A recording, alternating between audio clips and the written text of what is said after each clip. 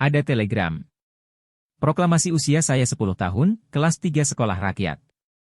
Indonesia mengalami perubahan. Bangsa Indonesia tidak lagi dijajah, sudah mendireng pribadi, berdikari. Buktinya, mobil-mobil berkeliling dengan coretan, milik Republik Indonesia. Sesekali sirene kota mendengung, dan para pemuda bersiap dengan bambu runcing, keris, dan bendo, golok, untuk menangkap Jepang yang berusaha meloloskan diri. Bendera merah putih berkibar di mana-mana, bahkan lencana merah putih disematkan di dada. Pemuda-pemuda berjalan gagah. Sebagian mengenakan pakaian seragam, menyisipkan pistol, topinya miring, pakai sepatu Lars, pakai rambut dan jenggot panjang. Pertempuran dengan Jepang, Inggris, Belanda, di Semarang, di Surabaya, di Salatiga, dan Magelang.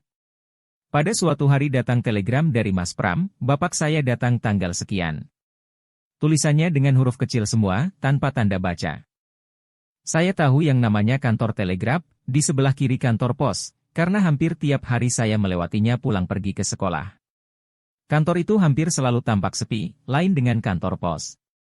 Tapi, meski gedungnya lebih buruk dan tua dibandingkan kantor pos, kantor ini lebih hebat kerjanya, karena ia bisa menyampaikan berita dalam sehari, tidak seperti kantor pos.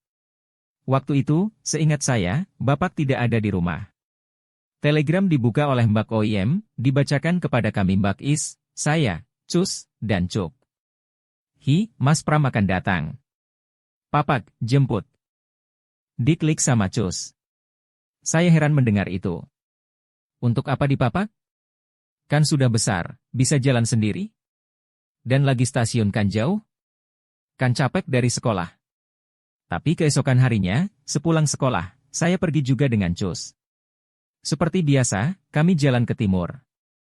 Dari jembatan Kaliwangan belok ke utara, sampai alun-alun ke timur lagi. Kami tak lihat jam. Kami percaya tidak terlambat, karena kereta dari Cepu sore hari datangnya. Kami jalan pelan-pelan, sambil nyaruk-nyaruk debu, memunguti cap rokok kalau ada. Itu kegemaran kami waktu itu. Mengumpulkan cap rokok. Sampai di depan kelenteng di Tempelan, dari jauh kami lihat dua orang lelaki berjalan menuju kami. Cus, apa itu bukan Mas Pram? Yang mana? Jawab Cus. Dua orang itu terus berjalan sambil omong-omong. Yang seorang mirip Mas Pram. Pakai sepatu tinggi dan semacam jas. Jalannya tegap, berjingkat-jingkat, seperti ada perdi tumitnya. Yang lain, di sebelah kirinya, pakai kemeja lengan panjang. Gagah juga, tapi agak membungkuk. "Mas Pram," tiba-tiba panggil Cus, ketika kedua orang itu semakin mendekat. Lilik ya? Sama Cus? Dari mana ini tadi, kata Mas Pram sesudah meninggalkan percakapan, mendekat, dan mengamat-amati kami. "Mapak Mas Pram," jawab Cus. Mas Pram merangkul dan mencium pipiku kiri kanan, juga Cus. Perbuatan itu saya anggap aneh, apalagi di tengah jalan. Tidak ada orang Blora yang berciuman, kecuali mencium anak bayi. Sesudah itu kami disuruh bersalaman dengan orang yang lain itu. "Adikku, Dir. Ini Lilik, dan itu Cus," kata Mas Pram.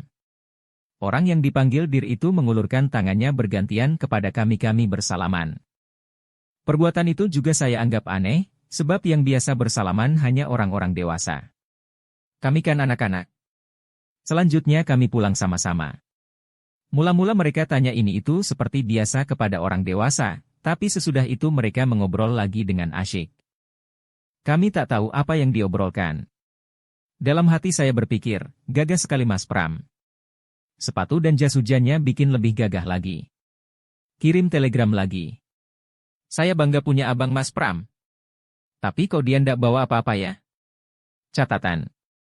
Teman Mas Pram itu di kemudian hari kami ketahui bernama Abdul Qadir.